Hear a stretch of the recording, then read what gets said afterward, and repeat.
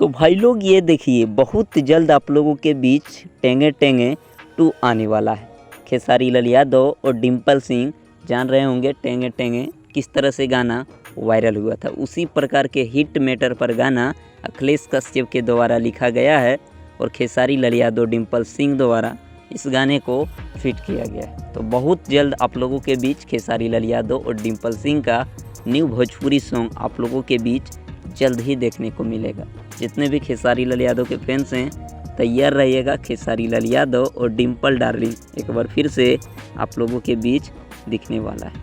तो जितने भी खेसारी लाल यादव के फैंस हैं, बस कुछ समय का इंतज़ार कीजिए। गाना शूट हो चुका है, आज ही गाना शूट हुआ है दिल्ली में।